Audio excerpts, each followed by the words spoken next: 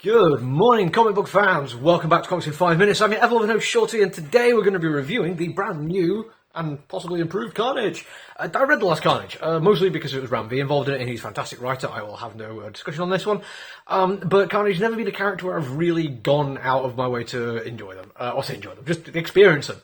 I've been aware of them since the Extreme Carnage days. In fact, before that, like when they launched as a character, my business partner used to be reading Spider-Man and I used to borrow them.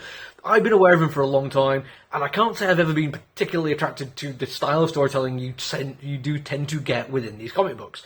Now, this is going to sound like I'm being like just totally critical straight from the get-go. There is stuff that's done well in this, but I think it's not going to appeal to me that much, and I think if you're going to want to read a Carnage comic book, most of what I'm going to tell you, even if I put a bit of a spin on which means it's not for me, isn't going to change your opinion whatsoever. Because Carnage is such a well-known intellectual property for Marvel that no matter what's going on with it, I think there's going to be people who are going to pick it up regardless. There are going to be people who just absolutely love this comic book. There are going to be people who just have no problem with the idea that they are reading it because what they want is to see ultra-violence happen to random people.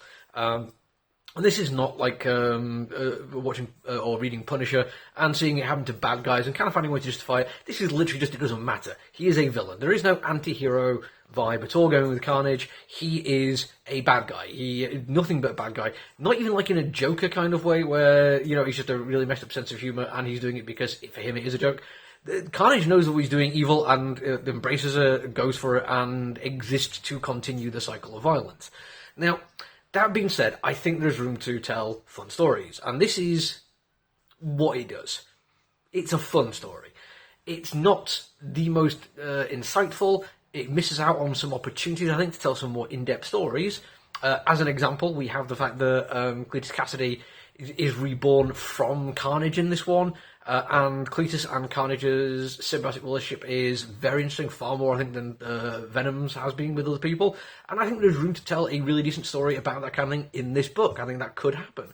There's also the fact that Carnage wants to be God, doesn't believe in a human god, and has met gods, and I think that kind of paradoxical behaviour and belief system is again an interesting thing, and it could lead to some fun character development, and it could add to the story and the lore of the comic books really quite effectively. This comic book isn't doing that; it's doing lots and lots of violence. There's also the fact that because this is Cletus Cassidy back into 21st century America, and is experiencing the world through social media and seeing the division and the paranoia and the conspiracy, and frankly the bread and circus of it all. This again could show some insight into the nature of violence as entertainment. But I feel like once again what it's doing is just giving an excuse for Carnage to do violence. And that's fine. The creators clearly know what they're doing here.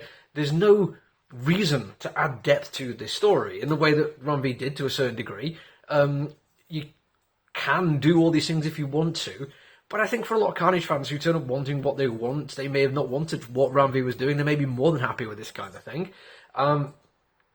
And it is entertaining. I mean, I can't say it isn't. Some of the deaths are pretty funky, and there is like a certain vibe going through it that it appears to be maybe some form of justice, but a very weird, twisted one. And that could be cool. That could like challenge people when they're reading it and trying to decide where their line is on punitive justice.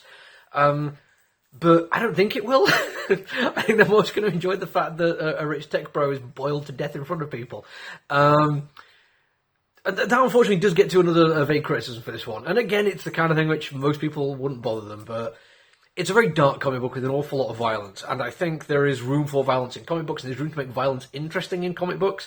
But when you're doing it with the Marvel in-house style, and it is one of your most popular IPs, and even with a mature reader thing on there here, it does have a parental advisory thing on there. Even with all that, it still needs to sell in comic book shops, and if kids pick it up and take it home, it can't be so bad that the parents can come back into comic book shops and complain, because there's no actual legal restriction on selling comic books to children. So it's in-house style Marvel, and the violence from the get-go is full on. At one point early on, somebody gets their head torn in half vertically, and I was flicking through the book and thought, well, that's just not how physics and biology works. But then I realised that's kind of the point. It's trying to be extravagant, and it is in what's happening, but it's also not been particularly interesting in how it is being put onto the page. The execution is very Marvel in-house style, which means it's over the top, but also weirdly kind of dull because of that. There is no depth to it. There is no going for the bottom. There is no trying to scrape at something deep inside people and make them feel uncomfortable about this level of violence. Instead, it's just going, isn't this a cool thing? That guy got his head torn in half. And all this is going to be absolutely fine for the people who want this kind of comic book, and they're probably going to watch this review, if they do, and disagree with me entirely. But I can't help but feel with the opportunities presented for this character and in this comic book, I've been a little bit let down. And I'm certainly not going to tag the creators in this, because anything I've said that's positive for them is damning with faint praise. But they do the job they were paid to do, and I can absolutely leave it at that. Thankfully, the fact that you've got this review means we did have a delivery. We have more comic books this week, and tomorrow you're going to get a review of the Andy Samberg Holy Roller, which I've been really looking forward to. And there's still a few other things coming, so, if you have enjoyed my reviews, even though they're on a phone and maybe not great quality, hit the like, subscribe thing, tell your friends. Until I see you again, though, look after each other, everyone. Stay safe. Bye.